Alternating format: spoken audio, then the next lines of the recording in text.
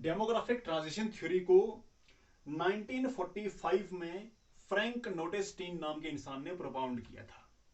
Demographic transition theory, इसको short में DTT भी लिखते हैं। ध्यान रखना कि CBSE बोर्ड में फाइनल एग्जाम में आने वाले सबसे इंपॉर्टेंट क्वेश्चंस में से एक क्वेश्चन है डेमोग्राफिक ट्रांजिशन थ्योरी। ठीक है, आप चाहे कॉम्पिटिटिव एग्जाम्स की बात कर लो, ये क्वेश्चन हर हाल में हर पेपर में आता ही आता है। आप पिछले 10 साल के मॉडल पेपर उठा के देख लो, आपको हर क्वेश्चन पेपर के अंदर थोड़ी बहुत लैंग्वेज के बदलाव के साथ ये क्वेश्चन आपको जरूर मिलेगा।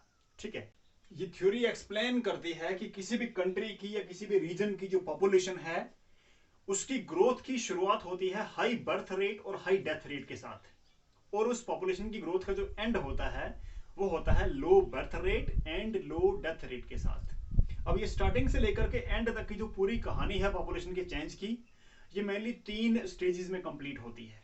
ठीक है, इसीलिए जो डेमोग्राफिक ट्रांजिशन थ्योरी है उसको 3 स्टेजेस में एक्सप्लेन किया जाता है, स्टेज 1, स्टेज 2 एंड स्टेज 3। आप मेरे पीछे इस फिगर को भी देखोगे, अगर ये फिगर आपकी समझ में आ जाता है तो पूरा क्वेश्चन आप इसी फिगर के अकॉर्डिंग एक्सप्लेन कर लोगे बहुत आराम के साथ। ठीक है, तो हम स्टेजेस वाइज इसकी बात करते हैं। तो सबसे जो फर्स्ट स्टेज है इसका फीचर होता है high birth rate and high death rate. क्या वजह होती है कि फर्स्ट स्टेज में हर कंट्री, चाहे वो यूनाइटेड स्टेट्स है, चाहे वो जापान है, चाहे वो चाइना, चाहे रशिया, चाहे यूनाइटेड किंगडम, किसी भी कंट्री की बात कर लो, स्टेज 1 में जब कोई भी कंट्री होती है तो उसकी पॉपुलेशन का ग्रोथ रेट हाई रहता है, हाई बर्थ रेट और हाई डेथ रेट रहेगा। इसके पीछे कारण क्या होता है? स्टेज 1 में हर एक कंट्री जो है वो इलिटरेट, रूरल एंड एग्रेरियन होती है। सारी जो जनता होती है, सारी पॉपुलेशन जो होती है वहां की, वो खेती में इन्वॉल्व रहती है, और जब खेती में काम करना होता है तो बड़े परिवारों की जरूरत पड़ती है। जितनी ज्यादा लेबर होगी काम करने वाली, उतना ज्यादा फूड प्रोडक्शन होगा, इसलिए लोग क्या करते हैं, बड़ी फैमिलीज को प्रेफर करते हैं। तो बर्थ रेट हाई रहता है। दूसरा कारण ये होता है कि डेथ रेट बहुत ज्यादा होता है। ठीक है, जन्म के बाद बच्चों की मौत ज्यादा हो जाती है, इसीलिए लोग क्या करते हैं, ज्यादा बच्चे पैदा करते हैं, सो दैट अगर थोड़े बहुत मर भी जाएंगे तो कुछ जो फैमिली मेंबर्स हैं वो बच जाएंगे।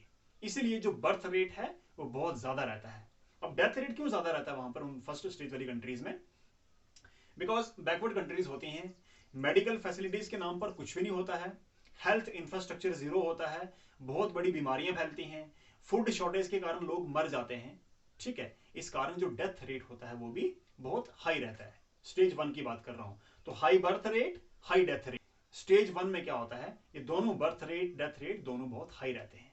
ठीक है, ये फीचर होता है स्टेज 1 की कंट्रीज में। जितने भी कंट्रीज आप देख लोगे जो स्टेज 1 में है आज, उनकी पॉपुलेशन का बर्थ रेट और डेथ रेट दोनों हाई रहते हैं। ठीक है, अब बात करते हैं स्टेज 2 की। स्टेज 2 में जब कंट्रीज एंटर करती हैं तो बर्थ रेट हाई रहता है, बट जो डेथ रेट है वो गिरने लगता है। सेकंड स्टेज में आते आते क्या होता है, धीरे धीरे जो इंफ्रास्ट्रक्चर है उसमें डेवलपमेंट होने लगती है, हेल्थ फैसिलिटीज आने लगती हैं, हॉस्पिटल बनने लगते हैं, लोगों का हेल्थ इंप्रूव होने लगता है, सैनिटेशन के काम चलने लगते हैं। ठीक है, बीमारियों पर कंट्रोल किया जाने लगता है, जो एपिडेमिक्स हैं वो थोड़ी कम होती हैं, कम्युनिकेबल डिजीज के बारे में पता किया जाता है, नई नई मेडिसिन को डिस्कवर किया जाता है।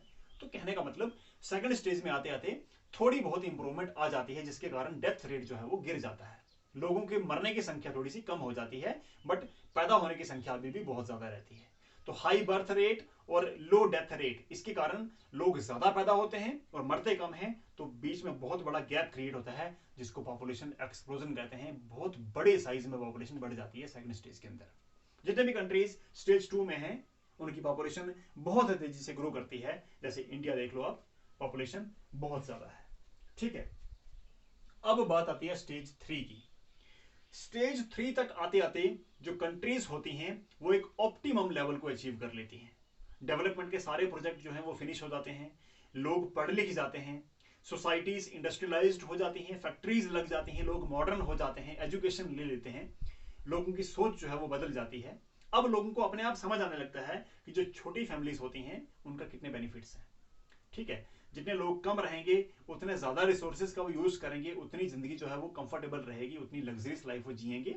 तो ये लोगों को खुद समझ आने लगता है स्टेज 3 में, क्योंकि लोग अब बहुत ज्यादा डेवलप हो जाते हैं, मॉडर्न हो जाते हैं, एजुकेटेड बन जाते हैं वो। ठीक है, तो स्टेज 3 तक आते थे क्या होता है कि पॉपुलेशन का जो डेथ रेट है वो तो गिर ही जाता है, क्योंकि अब मेडिकल फैसिलिटीज एकदम ऑप्टिमम स्टेज पे होती हैं। बट स्टेज 3 तक आते आते जो बर्थ रेट है वो भी गिर के नीचे आ जाता है डेथ रेट के साथ साथ एकदम। तो अब एक कांस्टेंट रेट के साथ पॉपुलेशन बढ़ने लगती है, जिसको स्टेज 3 कहते हैं। ठीक है, तो अगर मैं आपको एक लाइन में समझाऊं कि डेमोग्राफिक ट्रांजिशन थ्योरी क्या है, तो स्टेज 1 में क्या होते हैं, बर्थ रेट और डेथ रेट दोनों हाई रहते हैं, बिकॉज जो सोसाइटीज होती हैं, जो पॉपुलेशन होती है, वो एग्रेरियन और रूरल होती है और अनपढ़ होती है। वहीं पर स्टेज 3 में क्या होता है, जो बर्थ रेट है वो लो हो जाते हैं। तो स्टेज 3 तक आते थे क्या हो जाता है, जो बर्थ रेट और डेथ रेट पहले बहुत हाई थे, वो स्टेज 3 में बिल्कुल लो हो जाते हैं। जो सोसाइटीज पहले रूरल थी अब वो अर्बन हो जाती हैं। जो सोसाइटी पहले एग्रेरियन थी अब वो इंडस्ट्रियलाइज्ड हो जाती है। तो इस तरह से पॉपुलेशन के सेटअप में पूरा बदलाव आता है किसी भी कंट्री में। तो इस थ्योरी के अकॉर्डिंग आज से लगभग 200 साल पहले सारी कंट्रीज डेमोग्राफिक ट्रांजिशन के स्टेज 1 में थी, जहां पर सारी कंट्रीज बैकवर्ड, एग्रीकल्चरल और हाई बर्थ रेट के साथ इनकी पॉपुलेशन ग्रो कर रही थी। ठीक है, आज जो वर्ल्ड की कंट्रीज हैं, कुछ कंट्रीज फर्स्ट स्टेज में हैं, कुछ सेकंड में हैं इंडिया जैसे देश, और कुछ कंट्रीज ऑलरेडी स्टेज 3 को अचीव कर चुकी हैं। ठीक है, तो इस थ्योरी से हमें किसी भी कंट्री की पॉपुलेशन का ट्रेंड पता लगता है कि किस तरह से पॉपुलेशन बढ़ेगी, हम इसको प्रिडिक्ट कर सकते हैं। तो ये क्वेश्चन बहुत इंपॉर्टेंट था। अगर इस क्वेश्चन में आपको कोई भी डाउट रह जाता है या कोई आपको एडिशनल इन्फॉर्मेशन चाहिए, तो आप कमेंट सेक्शन में मुझे अपनी कोई भी डाउट पोस्ट कर सकते हो, आपकी हर क्वेश्चन का आंसर दिया जाएगा। हाँ, एक चीज और ध्यान देना, किसी किसी बुक में, किसी किसी जगह पर या इंटरनेट पर इस थ्योरी की 5 स्टेजेस की बात की गई है। ठीक है, 5 stages of demographic transition, but हमें 5 स्टेजेस में नहीं जाना है, बिकॉज हम अपनी एनसीईआरटी की बुक के अकॉर्डिंग जो 3 स्टेजेस हैं हमें उसी को डिस्कस करना है। अगर किसी बच्चे को 5 स्टेज वाला कॉन्सेप्ट भी चाहिए तो आप मुझे कमेंट सेक्शन में बताएंगे, आपको जरूर उस 5 स्टेजेस वाले कॉन्सेप्ट को भी क्लियर किया जाएगा। तो चलिए मिलते हैं नेक्स्ट एपिसोड में, तब तक के लिए गुड बाय, थैंक यू।